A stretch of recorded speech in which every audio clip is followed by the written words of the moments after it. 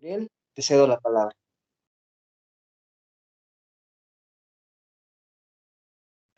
Gracias, Charlie, por acá. Bueno, creo que esta noche se han dicho muchas cosas interesantes.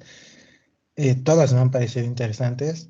No todas me dan sentido o no con todas estoy de acuerdo. Y ese seré yo. Vaya, el que a mí no me den sentido, o el que yo no esté de acuerdo, creo que no las hará pues menos válidas o más válidas. Para todas las personas que nos podrán estar escuchando, creo que también podrá haber un posicionamiento, un sentimiento similar como una identificación más hacia una voz o voces que hacia otras, ¿no? Y para mí la invitación seguirá siendo esta, ¿no? Y que a lo mejor es la invitación que me doy a mí mismo, que mientras haya conciencia, pues a mí me parece bueno. O sea, mientras haya conciencia desde qué lugar lo estoy haciendo y hacia dónde voy, a mí me parecerá válido. Eh, en cuanto a esta situación de qué pasará o cuáles serán las consecuencias, problemáticas, dificultades sobre no conocer la epistemología, pues vaya, coincido en que será una mala praxis, una mala práctica, ¿no? Sin embargo, ya ahí tocan un poco el tema del coaching. Hace rato yo hablaba quizás, pues vaya, un concepto ahí dado de estas personas todólogas o que no se manejan con una epistemología. Y yo ahí pues mencionaba, capaz que también les algo les sale bien, ¿no? Capaz que hay colegas que sí, pues lo harán desde una charla de café, desde otro lugar, y algo les estará funcionando, ¿no? ¿Qué les estará funcionando nuevamente? ¿Quién sabe, no? A lo mejor ahí les estará funcionando pues un chantaje, un ejercicio de presión, una manipulación, el sesgo social de que pues el psicólogo me va a decir qué tengo que hacer o el terapeuta me dirá qué tengo que hacer y pues yo voy con él y deposito ahí esa idea y pues tú dime qué hago, ¿no? Y pues ya me dijeron que haga esto y yo lo estoy haciendo. Bien o mal me está dando sentido, pero bueno, yo creo que entonces ahí ya podríamos estar poniendo estos asteriscos de una mala práctica. Y creo que pues es la respuesta más corta y más sensata que a mí me da. Ahora bien, desde lo que yo hago, que sería la narrativa, los riesgos de no conocer bien esta epistemología, pues bueno, acá nuevamente voy a hablar acerca del poder, ¿no? Justamente la narrativa nos estará invitando acerca de un trabajo más horizontal desde la colaboración. Y entonces si yo de pronto ahí estoy colonizando saberes, colonizando experiencias, indicando qué es lo que se debe de hacer, pero porque es lo que yo haría o porque es lo que yo quiero que haga la persona, porque de pronto la conversación ya se empezó a tratar más de lo que yo quise que de lo que la persona realmente vino, porque de pronto yo ya dejé de estar en un lugar horizontal y me pasé a uno vertical, pues bueno, creo que ese será un riesgo. Por ejemplo, algo que yo también hago y que a mí me da sentido, pues es la práctica narrativa desde la perspectiva del género y el desconocimiento, pues de esto también podría ir a llevar a jugar este papel del policía del género, ¿no? A ir metiendo pues estos conceptos, evaluaciones y demás, cuando ni siquiera la persona me lo ha solicitado, ¿no? A lo mejor yo desde mi saber lo noto, lo veo y veo que ahí hay algo, pero si la persona no es algo que quiera trabajar en su charla, en su conversación, yo no lo tendría por qué meter. ¿No? De ahí la importancia, aunque para mí Suriel, desde mi saber, diga, híjole, es que aquí hay un problema de violencia o un problema de construcción masculina, híjole, pero la persona no vino por eso. Quizás sí mi chamba estará en ser y está al pendiente en el panorama en el momento en que esto pueda surgir en la conversación, señalarlo, preguntarlo, aperturar, pero no desde mi intención, no desde mi deseo, ¿no? Ahora bien, todo esto nos encamina a una mala práctica, ¿no? Sin embargo, pues yo acá abiertamente digo que yo no podría decir que todos los procesos en los cuales yo he colaborado han sido 100% perfectos, que nunca me he equivocado, que nunca he dejado de estar en un papel horizontal, ¿no? Y que jamás he tocado la verticalidad. Yo como psicólogo considero que me he equivocado muchas veces. Yo tenía una maestra que me encantaba que decía, oye, te vas a equivocar miles de veces, lo importante es saberla barrer, ¿no? Saber reposicionarte nuevamente. Yo creo que el riesgo de no conocer la epistemología es quedarte en este sesgo de ni siquiera dar cuenta de lo que podrías estar haciendo mal, que ni siquiera exista un cuestionamiento propio de decir, oye, si va por acá, sí voy respetando, sí voy siguiendo los principios. Obviamente, pues acá yo no soy Malcolm White ni Epson, ¿no? Que son acá personas que trabajaron e inauguraron, o dieron apertura a la narrativa. Yo no podré ser ellos, yo tendré que encontrar mi propia narrativa. Entonces, a lo que voy un poco con todo esto es a la invitación de que si yo no conozco esta epistemología, podré tener una mala praxis. Sin embargo, la mala praxis podrá venir también desde muchos otros lugares, ¿no? Aún conociendo la epistemología. Pero particularmente en esto, pues creo que pues, será un camino más directo y más porque puedo estar en este sesgo, ¿no? Yo he conocido colegas, personas que han dicho, bueno, es que la narrativa es escribir cartitas, ¿no? Y pongo al usuario a escribir cartas y ya espero que con esto se haya desahogado, con esto ya cambió de narración, el paciente me entrega su carta, le digo, ay, ¿cómo te sientes? Ahí hago unas pocas devoluciones y ya está, ¿no? Y ya yo creo que estoy haciendo narrativa. Y me quedo con esa idea, con esa sensación, y bueno, al usuario algo le habrá funcionado y será la persona, será la forma en la que esté llevando a cabo mi praxis. Creo que el conocer la epistemología, y con esto cierro, nos permite cuestionarnos activamente acerca de lo que estamos haciendo.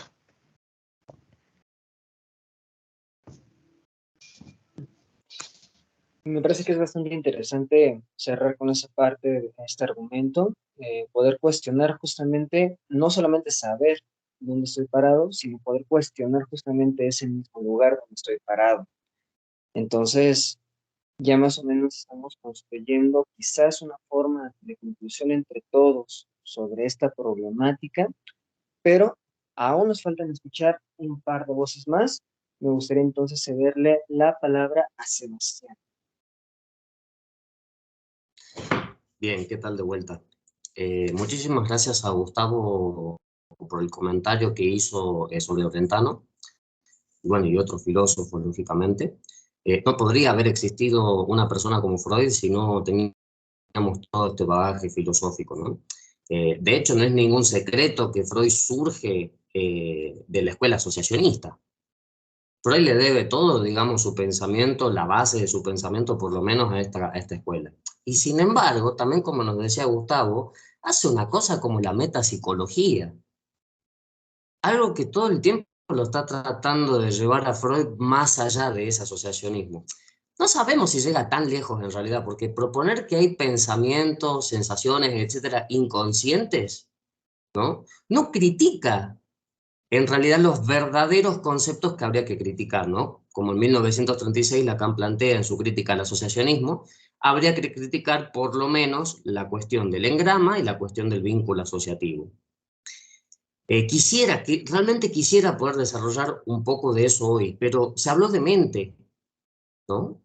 Y no quisiera hoy justamente simplemente destartalarlo y decir qué es la mente, porque después de todo, ¿cuál sería la evidencia empírica, si se me permite, ¿no? La tautología, de que existe una mente?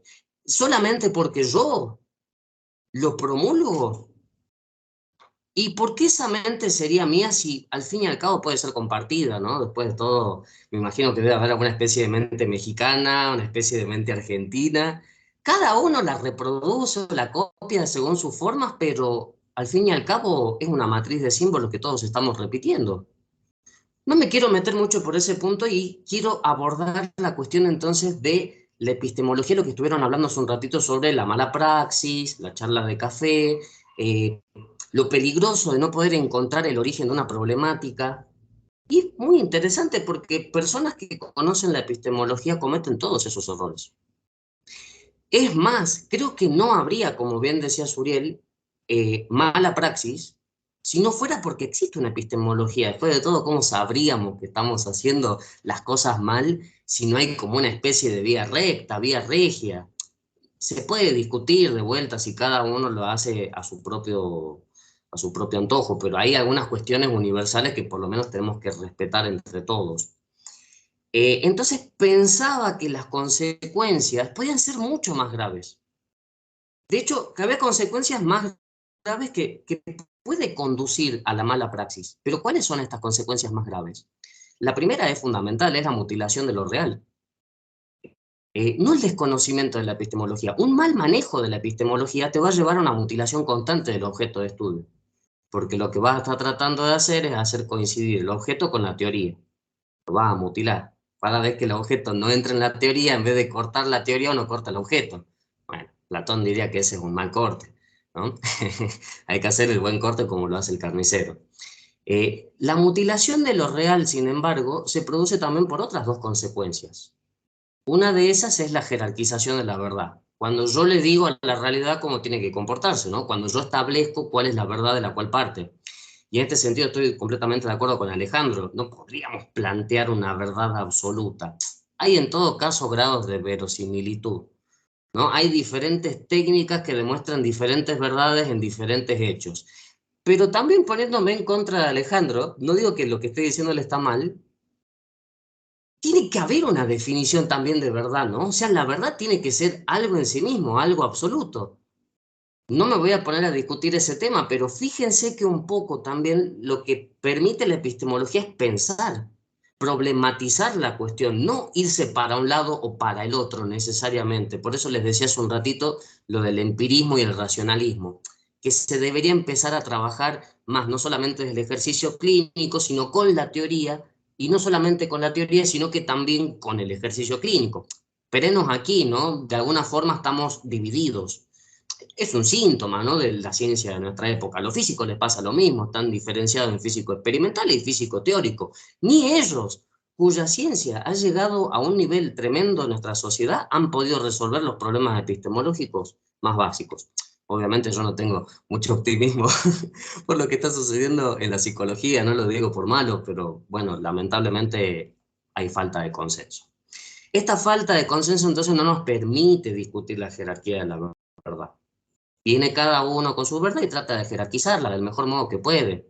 Bueno, ese es uno de los problemas que me parece que conlleva el mal ejercicio de la epistemología, como decía Patti. Y finalmente el último problema es la degradación de la información, porque si ya mutilamos el objeto, ya hicimos una jerarquización de la verdad que va de la mano con la mutilación, ¿no? Porque en el momento en que yo elijo una verdad sobre otra, mutilo un aspecto del objeto. Ya degradé toda la información que voy a recibir del objeto. Es muy interesante porque un poco lo que nos estaba diciendo Suriel parecía apuntar en ese sentido, ¿no? Yo no le puedo decir qué es lo que tiene que venir a trabajar, porque esa sería una jerarquización de la verdad, nos dice Suriel. Por eso, desde ese punto de vista, creemos desde el psicoanálisis que se trata más bien de tratar de completar un texto, no decir cómo se tiene que completar, no comprender esa exigencia de totalidad del texto. Lo único que sabemos, que es lo que demuestra Freud, es que cuando ese texto se completa, lo que se llamaba síntomas en esa época se disuelve. Nosotros partimos de esa constante. Yo sé que las demás teorías psicológicas parten de la misma constante. Cuando uno realiza determinado trabajo, se obtienen resultados. Pero volver a esa vía primigenia, esa vía pionera, nos puede permitir entender la forma en que deberíamos empezar a unificar las diferentes ramas de la psicología. Porque la fragmentación en 256 especialidades de psicología, más que hablar bien de nuestra ciencia, habla muy mal. Habla muy mal porque ni siquiera nos podemos poner de acuerdo en la unificación del objeto de estudio. Hace un ratito yo discutía lo de la cuestión de la mente, podríamos discutir la cuestión del comportamiento, podríamos discutir la cuestión de la conducta, pero en realidad lo que deberíamos estar discutiendo es qué nos congrega a todos en este rol. Bueno, yo creo entonces que más que saber o no epistemología, el mal uso de la epistemología, voy a decirlo así, bueno, produce una degradación de la información, una jerarquización de la verdad y en consecuencia una mutilación del objeto de estudio. No sabemos con qué objeto de estudio estamos trabajando, simplemente suponemos una versión ilusoria, una versión que nosotros podemos entender. Entonces, bueno, un poco creo que eso podría ser el problema. Entonces tenemos básicamente dos problemas en sí, porque incluso como decían hace un momento, no podríamos decir que se hace un mal uso de la epistemología, sino por lo menos demarcamos qué es lo que nos referimos con epistemología. Entonces, ya tenemos sobre la mesa por lo menos dos grandes problemas, pero qué interesante ir abordando ya esta situación donde no solamente desde el propio psicoanálisis podríamos diferir un poco la forma en la cual lo concebimos, sino que ya como ejercicio clínico, ¿qué es lo que estamos haciendo aquí? ¿Qué es lo que de alguna manera se está tratando de hacer con esto que llamamos clínica? Pero ya antes de pasar a algo un poco más libre, todos los que estamos aquí participando, Patti, nos gustaría entonces escuchar esta parte que tengas que agregar a este asunto. Claro, ok. Bueno, creo que sería un error pensar que si uno sabe de epistemología, ya sabrá hacer las cosas bien. Y eso es mentira. Saber de epistemología, interesarte por la epistemología es atreverte a ver el problema, atreverte a ver el conflicto, atreverte a sostenerte en la inmensidad que es la otredad. Entonces, la epistemología es un discurso abierto y de hecho, incluso creo que se vive epistemología en el momento en el cual estás haciendo un encuadre con el paciente, cliente analizado. Uno puede poner un consultorio y esperar a que la gente llegue. Y la gente, pues, sigue las instrucciones. Uno empieza la entrevista, uno da la instrucción y con suerte, la persona que está solicitando el servicio puede recibir la instrucción de, bueno, pues necesito que me hagas el registro de tales pensamientos y de tales emociones y sobre eso vamos a continuar la siguiente sesión. O puede que esa persona de pronto caiga en el consultorio donde le digan, la próxima semana usted se va a sentar, se va a acostar aquí en este diván. Y la persona llegó y punto. Y creo que incluso una manera de tener esta conciencia de la epistemología es saberle decir a la persona que existe tu clínica y que existen otras. Y también saber identificar sobre dónde está la demanda de la persona. Porque incluso sabiendo que el psicoanálisis tiene una particular forma de conceptualizar a la persona, al inconsciente, etcétera, pues en cierta medida también está de por medio el factor económico, político, etcétera, ¿no? Como se ha repetido desde Gustavo. Y por lo tanto, dejar a la persona instalada en, y este es el consultorio donde se habla únicamente de esta verdad y sobre esta verdad vamos a caminar en la resolución de lo que a ti te ha traído, pues es dejar fragmentada tu propia epistemología. Creo que los usuarios tienen el derecho de saber que existen diferentes terapias con sus respectivos objetivos para que de esta manera la persona elija desde lo que desea. Y hay quien desea simplemente técnicas conductuales porque tiene una angustia tremenda para ir más allá de eso. E incluso podría ser un ejercicio de poder el yo como psicoanalista asumirme en el poder de querer que esa persona a fuerzas entienda desde la primera sesión alguna situación confrontativa, ¿no? Porque lo ha ocurrido, ¿no? Y creo que cuando se trata de desconocer la epistemología, al menos lo que corresponde en el psicoanálisis, es como decir, desconozco que hay una contratransferencia, que de hecho es algo por lo cual me agrada mucho el psicoanálisis porque ubica que hay participantes, que no solamente hay el que sufre y el que cura, no, totalmente equivocado. Pensar en una epistemología, al menos desde el psicoanálisis, es reconocer que también tu persona está participando. Y si tú no conoces tu transferencia, pues entonces al mismo tiempo estás recortando tu saber epistemológico y tu práctica, ¿no?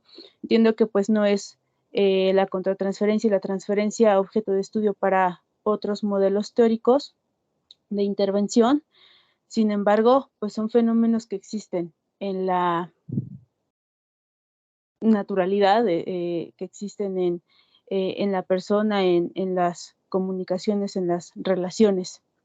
Y por otra parte, creo que también cuando no se conoce a profundidad una epistemología y cuando no nos adentramos a la problemática que es estudiar al ser humano, sus múltiples complejidades y sus múltiples ciencias, que incluso lo ayudan a sí mismo a conocerse, cuando esto no se conoce, cuando esto no se problematiza, entonces caemos en una práctica superyoica y moralista. Esto está bien, esto está mal, y creo que también una de las aportaciones bien importantes que hace el psicoanálisis es reconocer que hay pulsiones de vida y pulsiones de muerte, y que de hecho en algunos modelos teóricos, pues justo esto es lo que se recorta, ¿no? Se recorta la aceptación de estas pulsiones de muerte que existen por naturaleza, ¿no? Y ¿por qué no hiciste la tarea? Por X y razón, pues bueno, no tengo forma entonces de atenderte, ¿no? Entonces, pues bueno, creo que pues sí, el psicoanálisis a mi punto de vista resuelve, o mejor dicho, te enfrenta a múltiples problemáticas de la interacción entre seres humanos, te enfrenta a las diversas problemáticas que se dan en el escenario analítico, y por lo tanto creo que precisamente porque es lo que problematiza, es ahí donde hay epistemología. Porque de lo contrario, pues estaríamos trabajando de una manera muy ingenua. Creo que de manera muy concreta y sintetizada, diría que el resultado que habría si se desconoce una epistemología es un quehacer ingenuo.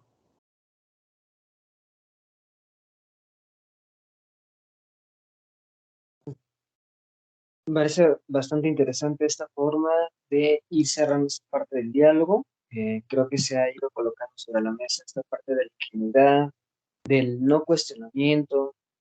Y me parece que eso también implica no solamente darle un lugar a aquel que está consultando, sino a aquel que también está ejerciendo. Ambas partes como parte de este dispositivo clínico, y cuál es la función de cada uno dentro de él, sea el que sea. Si bien me parece que se puede ver que, aunque el proyecto se llama Voces Clínicas, claramente sí tiene una orientación, no es del todo neutro. Me parece que por lo menos podemos coincidir un poco con esto, que la clínica no se trata de uno, no se trata de otro, sino se trata de cómo se da esa interacción con lo que se sabe, pero no desde un solo lugar, sino con lo que se sabe de ambas partes. Entonces, bueno, por lo menos es la forma en la que podría yo concluir con todo esto que ustedes han mencionado. Entonces, a partir de ese momento, okay, a partir de ese momento, entonces, me gustaría abrir este espacio de diálogo entre cada uno de ustedes, para que podamos justamente terminar de intercambiar ideas y ver nuevas posibilidades a las que podamos llevar todos esos tipos de encuentros, ¿no? Entonces, quien quiera tomar la palabra, adelante.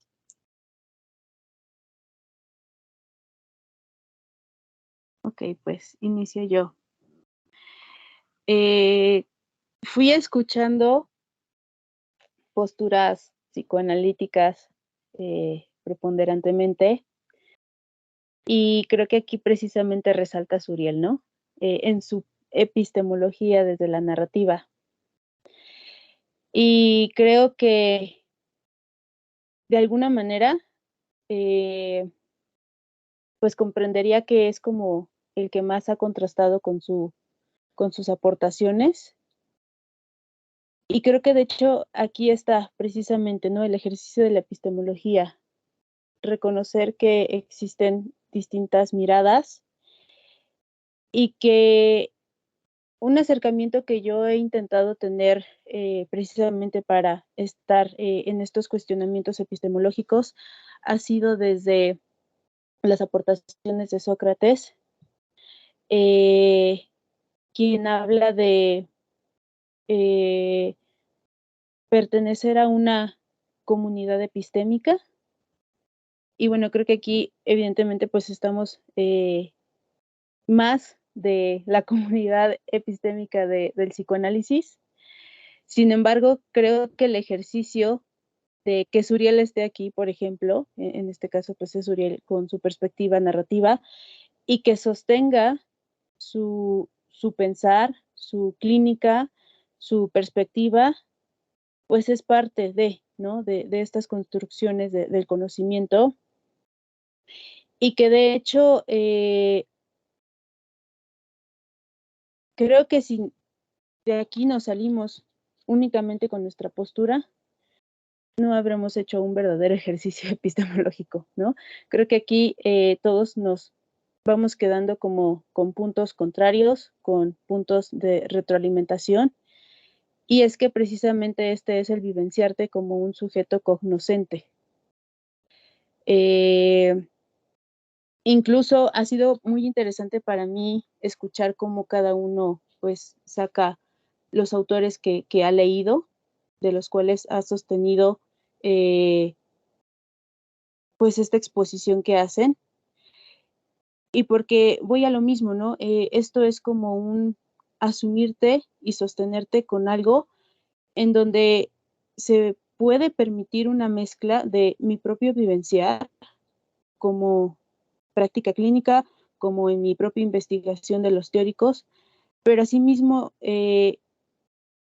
pues saber que hay autores que ya hablan de esto y aún así no replicar sus ideas, ¿no? Sino que uno estar en este constante de sostenerte, porque pues aquí el punto es que creo que no han hablado los autores en sí, sino que hemos hablado cada uno de nosotros desde lo que uno ha elegido asumir, desde lo que uno ha elegido leer, desde lo que uno ha ido pues aprendiendo para su quehacer clínico, ¿no?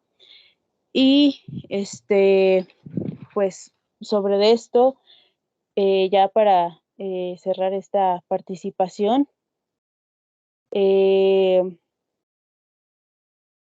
pues es un ejercicio de reconocerte como sujeto que sabe, pero también reconocer al otro como otro sujeto que sabe, entiéndase colega, entiéndase paciente incluso, porque pues solamente sobre estas líneas no somos la réplica de los autores que ya han hablado de esto, ¿no? Sino que pues nosotros sostenemos, o mejor dicho, mantenemos vivo pues este conocimiento y pues además de que lo elegimos, pues lo vamos viviendo, lo vamos sintetizando, lo vamos compartiendo y lo vamos transformando, porque pues evidentemente no somos los mismos desde que iniciamos el quehacer clínico a lo que se va acumulando en los años de experiencia.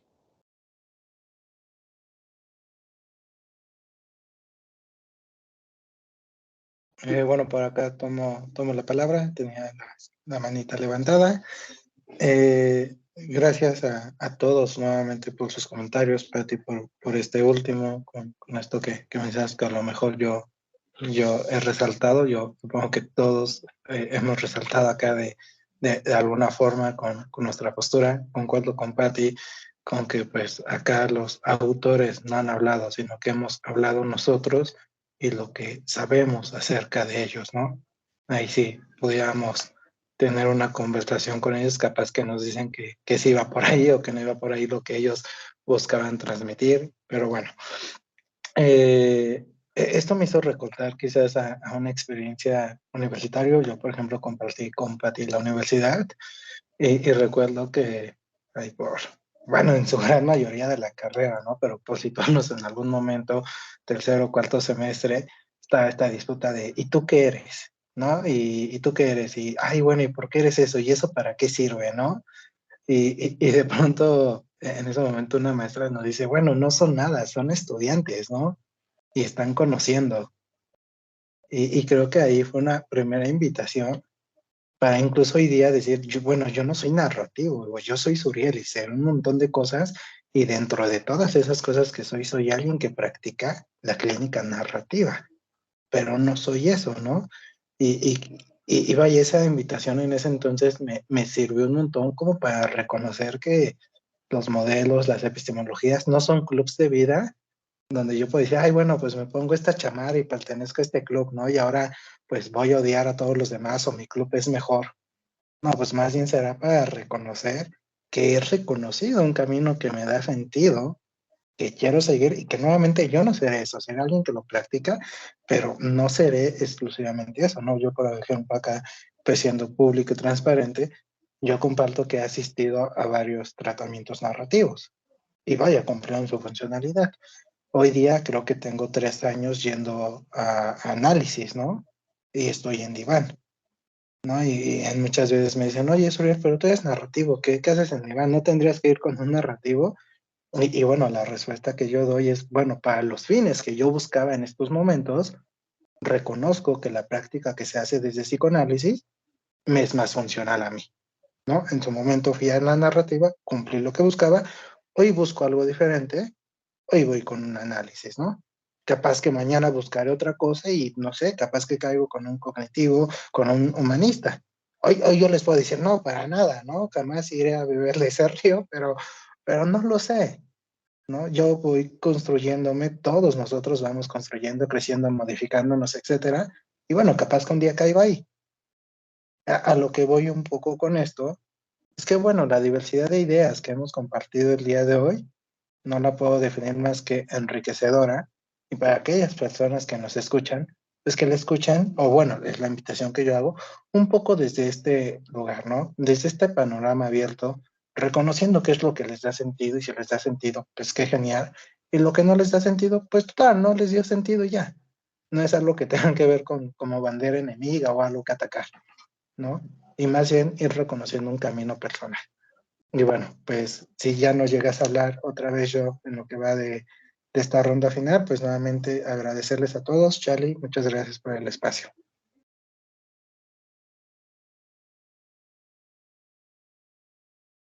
Bueno, pues decirles que estoy muy contento. La verdad es que me llevo una grata experiencia al escucharles a todos. Y algo que me parece muy importante subrayar es que a lo largo de la historia el conocimiento ha sido impersonal. En ese sentido, creo que hoy me he topado con personas, y yo me sumo que también hice ese esfuerzo, de abandonar el ego, el Alejandro, no, hoy estamos hablando de conocimiento. Y, por ejemplo, tan simple como quién fue el primero en descubrir que 2 más 2 es 4. Pues no tenemos ni siquiera una referencia del autor, ¿no? Entonces, creo que citamos a los autores por honor a su trabajo, pero lo que realmente importa es el conocimiento. Y para eso es importante tener ese tipo de espacios, dialogar, porque, bueno, y esto es autorreferencial, diría Popper. Si el conocimiento no se critica, se estanca, así que qué mejor que tengamos diferentes posturas y que cada uno pues vaya construyendo ahora sí que las nociones y las conceptualizaciones que considero son las más apropiadas. Con esto, Iván, pues agradecerte por ese tipo de espacios porque realmente son nutritivos, tanto para los que estamos aquí, creo que hablo por todos, espero que sí, como para las personas que están allá en casa. Yo algo que diría para cerrar es, pues espero haber aportado algo y a ustedes, por supuesto, y a las personas que están en casa, pues que se lleven su propia conclusión. Jamás me consideraría como alguien que dicta la verdad, sino como un aprendiz que trata de proponer algo y dejar que los demás piensen.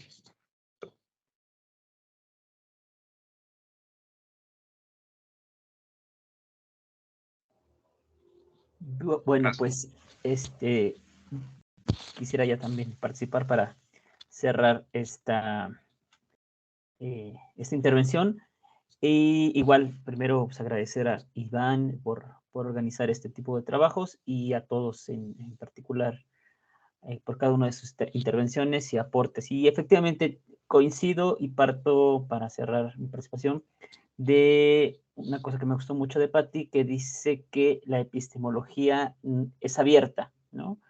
Yo abonaría a esa definición o a ese comentario que incluso el fin último de la epistemología ni siquiera es en dar respuestas, sino en problematizar ¿no? Y que creo que justamente es lo que nos ha distinguido históricamente de los animales, la posibilidad de problematizarlo todo, ¿no? Hasta lo más mínimo, ¿no? Bueno, pues estamos entre el gueto psicoanalítico y terapéutico, pues hasta los sueños hay que interrogarlos, ¿no? Por la premisa freudiana. Entonces, me parece que me gustó mucho eso, la epistemología es abierta y por lo tanto es problematizante también, ¿no?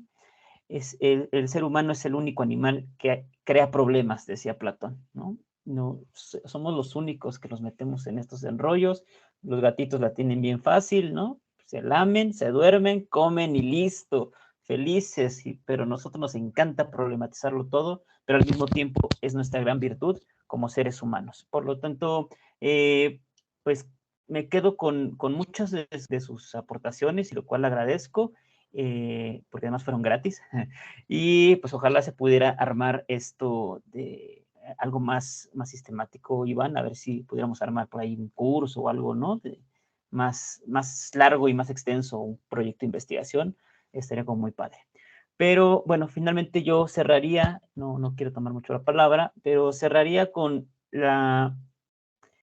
lo que yo he trabajado particularmente, que es el psicoanálisis, y el psicoanálisis vinculado a la política y a la economía, a la cultura, ¿no? O sea, es decir, sin estos saberes, sin esta base teórica, epistémica, política, y coincido con Sebastián, ¿no? Ética también, el psicoanálisis es imposible, ¿no? Así solito, puro, pues estaremos hablando ya de religión o de alguna secta, que no lo dudo que las hay también, pero que me parece que tenemos que ampliar este horizonte de comprensión para tener justamente más herramientas para los fenómenos que se van presentando en la actualidad, ¿no? Cerraría con una frase que a mí me gusta mucho de Hegel, que es justamente cómo define la filosofía, ¿no? La filosofía no es otra cosa que el presente condensado en pensamiento, ¿no? Por lo tanto, creo que el psicoanálisis, cualquier corriente terapéutica que se diga digna de escuchar a un otro, debe tener por lo menos este conocimiento de la época, ¿no? Condensado de la época, para poder justamente abrirse al otro y efectivamente, pues no cerrarse ni decir, no, eres homosexual, pues ni modo, vamos a convertirte en hombre, porque no, pues hay que entender la época, las transformaciones sociales y políticas de la época que permiten la escucha y por lo tanto permiten otros conocimientos, otros saberes y, por lo tanto, otras praxis, ¿no? Que mucha falta nos hace y que necesitamos ampliar esta manera de intervenir, ¿no? Porque a veces ya de repente yo, ahora en pandemia, que todo era virtual, pues entraba como muchos cursos, conferencias y de todo, y de repente se repetía lo mismo, ¿no? Lo mismo, y y uno dice, ¿y cuándo innovamos? ¿En qué momento nos toca innovar, no? No solamente como seres de una época, sino como seres de un territorio determinado, ¿no? Digo, entiendo que Sebastián está en Argentina, pero los mexicanos producimos muy poco en teoría y muy poco en conocimiento científico, ¿no? Y generalmente a veces repetimos y repetimos. Creo que es momento de tomar la batuta y pensar toda esta riqueza que nos da la cultura latinoamericana, porque no, pues, si Freud se sentara acá en Latinoamérica diría, espérenme, déjenme reformular el psicoanálisis porque esto no lo tenía contemplado, ¿no? Creo que tenemos esta materia prima que nos permitiría pensar muchísimo más a fondo los problemas actuales de la época.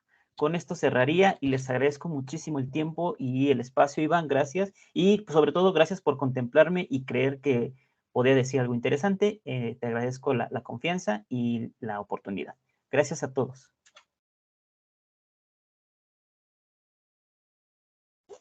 Nos quedan todavía unos minutillos por quien quiera también dar su cierre, para que no nos alarguemos tanto. Quizás la noche ya va, bueno, para los que nos están viendo, pues ya aquí estamos grabando de noche, entonces la noche sigue avanzando. Entonces, adelante, Sebas. Bueno, yo quería responderle a Gustavo. Acá en Argentina tampoco se produce. O sea, acá te dicen que producen, pero también hay mucha repetición, si se quiere. Pero fíjense que por ahí, para mí no va tanto por ahí el problema. Porque ustedes pueden hacer conferencias, cursos, etcétera. La cuestión en realidad es que hasta que no lleguemos a un consenso de qué se hace en un consultorio, y va a poder venir el conductista a decirnos pseudociencia, sea narrativo o sea psicoanálisis. Ahora que me entero que los narrativos se analizan con analistas, esto está perfecto. Es que debería pasar más eso, totalmente. Pero insisto, corremos el riesgo de, si no generamos estos consensos, ¿cómo le explicamos a la gente qué hacemos? Imagínense una persona, va en su vida a 10 analistas. No sé, supongamos, ¿no? Va uno cada 4 semanas. ¿Qué idea va a tener del psicoanálisis después de que cada analista le haya metido 10 epistemologías distintas? Yo creo que ese es un problema, yo creo que hay que discutir eso. Y una de las claves para discutir eso, por favor, tampoco estoy con intenciones de ofender a nadie, pero estas cosas a mí me indignan, así que por eso las comunico.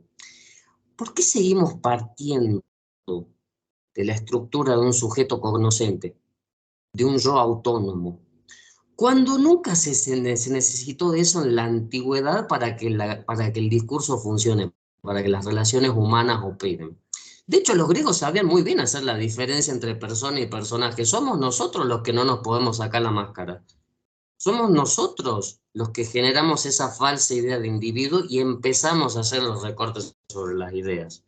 Para mí, si no, no tiene ningún sentido cuál es la tarea del analista, que más que remover la máscara, como les insistía, es completar el texto donde esa máscara ha hecho omisiones o sistematizaciones, donde ha mutilado ahí una realidad.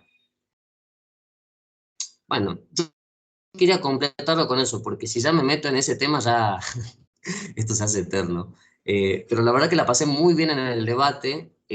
Yo tengo unas re ganas de cuestionar eso, porque si bien todos me plantearon epistemologías distintas, vamos, está el sujeto autónomo ahí, ¿no? O sea, está el sujeto conocente. Entonces, se puede decir que tenemos epistemologías distintas, pero también hay un punto en que coincidimos con una cierta epistemología.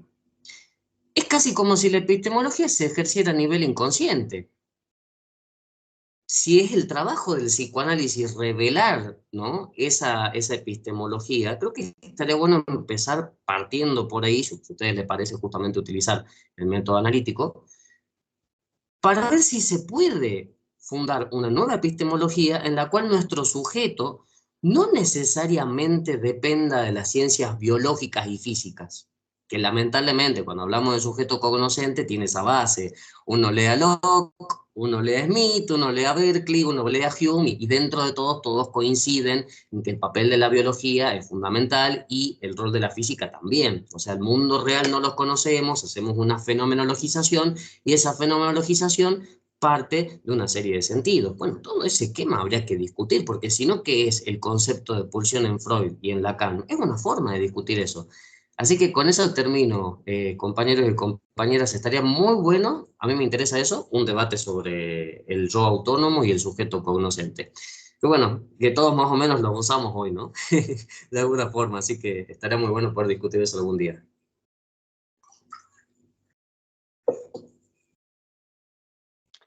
Perfecto, me parece que es una forma bastante interesante de incitar a un diálogo más abierto. Si los presentes están incluso interesados en esto que se propone, no solamente como otra especie de debate, sino incluso llevarlo a un terreno un poco más de investigación. Ya tenemos ya dos propuestas sobre la mesa para justamente esta comunidad epistémica de la que se ha hablado. Entonces, bueno, me parece que queda la invitación abierta, que también, si gustan, nos podemos organizar en estos espacios. Por mí encantado de formar parte de todo esto. Me parece que ha sido una noche bastante productiva en realidad. Ha sido una noche en la cual cada uno ha colocado sobre la mesa un problema de maneras muy distintas en realidad. No podríamos decir, justamente como lo comentaba en ese momento, que cada una de las posturas es la postura, sino que es una manera de ir seccionando ciertas partes de la realidad y tocar algunas entre nosotros, tocar algunas partes con estas secciones. Entonces, bueno, creo que queda por un lado un debate de poder saber si todavía las ciencias biológicas nos dan un lugar como estatuto de ciencia, por lo menos para crear una clínica, y también esa propuesta de poder crear un curso, eh, algo que de alguna manera pueda darnos una investigación sobre estos temas de epistemología y clínica. Entonces, no sé si hay alguien más que quiera concluir, y estamos sobre tiempo, pero bueno, nada más para saber si alguien más quisiera aportar algo, aunque sea pequeño. Sí, ya nada más, así como mencionas, algo breve y para cerrar, eh, principalmente y como han mencionado, primeramente a ti, Carlos, muchas gracias por el espacio y la invitación. Y muchas gracias a los compañeros por estas perspectivas que al final de cuentas son bastante buenas, bastante nutritivas en cuestión de incluso un poco la crítica, ¿no? Al cómo se ha llevado en, en los últimos años a la práctica clínica. Y, y sí, yo estoy completamente de acuerdo en que se lleve a cabo una especie de curso o algo un poco más prolongado, debido a que justo hay mucho de dónde sacarle partido a estos temas que se han abordado. Y, por ejemplo, ahorita el que más me llamó la atención es lo que comenta Sebas, ¿no? De específicamente este tema de la máscara, sobre todo por esta parte de que, pues a final de cuentas, el por qué actualmente existen tantas problemáticas para incluso llegar a una conclusión o a un punto de vista en concreto que el resto de habitantes o el resto de personas puedan compartir, a diferencia de lo que sucedía hace 2000, 3000 años, en culturas más básicas, por decirlo de alguna forma, pues a final de cuentas también estamos contemplando esta situación en la que en esas culturas no existía tantos puntos de vista, ¿no? Eran culturas centradas en algún tipo de religión, de idealismo, y ya actualmente por esta situación de la globalización, pues es el cambio constante de todo ello, y es entonces cuando empieza incluso el cuestionamiento de dónde pertenezco y a qué pertenezco, ¿no? Entonces, rectifico nuevamente, me parece que esto da para mucho de qué hablar y yo estoy completamente de acuerdo y atento a alguna invitación posterior para poder dialogar un poquito sobre estas cuestiones. Pero nuevamente, muchas gracias a todos y en especial a ti, Carlos, por esta invitación. Pues muchas gracias a ustedes por estar aquí, por formar parte de este proyecto para justamente el intercambio de todas estas ideas. Me parece sumamente importante poder cuestionar qué se está haciendo en la clínica actualmente. Y bueno, el proyecto va orientado justamente a que no solamente lo cuestionemos entre colegas, sino que incluso, bueno, si la gente está interesada en empezar un proceso clínico, pues se pueda acercar a este tipo de espacios y saber qué es lo que se está trabajando en eso, de qué se habla cuando se quiere aproximar a alguien por fuera de esto, a tomar y ser paciente, analizante, bueno, los nombres que se le puedan colocar y saber que si es un campo que se está actualizando, es un campo que se está discutiendo y que no es algo que ya está totalmente dicho y dado, ¿no? Entonces, les agradezco haber participado a cada uno de ustedes en este cierre de temporada. En la descripción de los videos iré dejando los contactos de cada uno de ustedes nuevamente, también de los espacios en los que también ustedes llegan a colaborar. Tenemos por un lado el MAC, tenemos teoría en pocos minutos, tenemos espacio de debates psicoanalíticos, tenemos CleanMind. Bueno, tenemos bastantes proyectos aquí que en realidad son comunidades epistémicas, como de Patricia, eh, pero que están en diálogo. Entonces, me parece sumamente interesante lo que se armó el día de hoy. Bueno, eso sería todo. El próximo año estaremos retomando este proyecto. Esperen nuevas personalidades por aquí, nuevas formas de dar una voz a la clínica. Hasta luego.